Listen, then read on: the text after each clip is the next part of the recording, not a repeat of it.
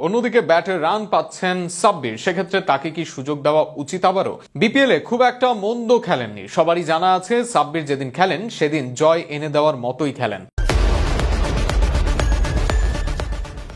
জাতীয় দলে নেই প্রায় ৩ বছর হতে চলল, কিন্তু এশিয়া কাপের আগে আবারও হুট করে আলোচনায় চলে এলেন সাব্বির রহমান। টুর্নামেন্ট শুরুর ২ মাস আগে নেট দুনিয়ায় সরব হচ্ছে তার ভক্ত সমর্থকরা। আবারও জাতীয় দলে দেখতে চান তাদের প্রিয় তারকাকে। সবার চাওয়া আরও একবার ২২ গজে ঝড় তুলবেন এই পাওয়ার হিটার। এশিয়া কাপের আগে সাব্বির রহমানের এমন আলোচনা কি বার্তা দিচ্ছে?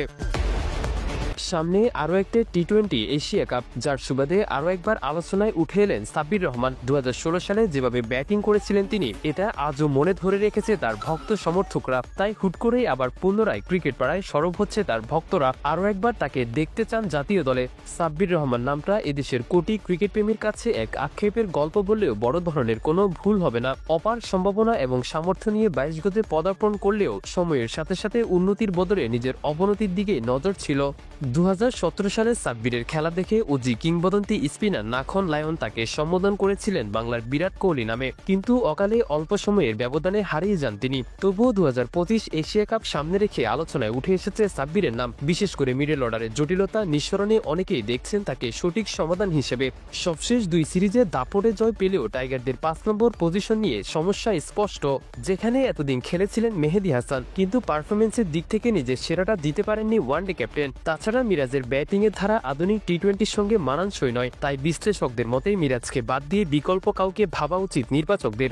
তাছাড়া প্রশ্ন আছে তাওহিদ হৃদয়কে নিয়েও। রানের মাঝে থাকলেও ডান হাতের সমস্যায় স্ট্রাইক রেট দীর্ঘদিন ধরে চেনা ছন্দে নেই। তাই তাদের পরিবর্তে অনেকে সাব্বিরকে বিবেচনায় আনার পরামর্শ দিচ্ছে। তার আলোচনায় আসার আরও একটি বড় কারণ পূর্বের পরিসংখ্যান।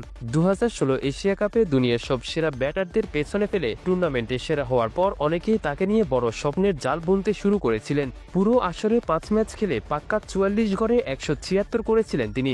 সেই সিজনে সাব্বির পেছনে ফেলেছিলেন বিরাট কোহলি, রোহিত শর্মা, শেখর ধাওয়ান এবং মোহাম্মদ হাফিজদের মতো বিশ্বমানের ক্রিকেটারদের। এছাড়া সবশেষ বিপিএলে নিজেকে প্রমাণ করেছেন এই পাওয়ার হিটার। ২০২৫ বাংলাদেশ প্রিমিয়ার লিগে শাকিব খানের মালিকানাধীন ঢাকা ক্যাপিটালসের জার্সি গায়ে ব্যাট হাতে প্রায় ১৬০ স্ট্রাইক রেটে ৯ ইনিংসে ১৮৯ করেছেন তিনি, যেখানে ব্যাটিং গড় ছিল ইনিংস প্রতি ৩১.৫০ করে। এছাড়া আসরে একটি ৮২ রানের রেকর্ড করা নক খেলার পাশাপাশি ছক্কা মেরেছেন ১৮টি। তখন থেকে নতুন করে আলোচনায় আসেন এই পাওয়ার হিটার। তাই তো এশিয়া কাপের আগে নতুন করে তাকে নিয়ে সরব হচ্ছে তার ভক্ত সমর্থকরা।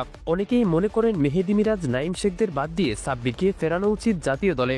এখন দেখার পালা নির্বাচকরা কি সিদ্ধান্ত নেন তার ব্যাপারে।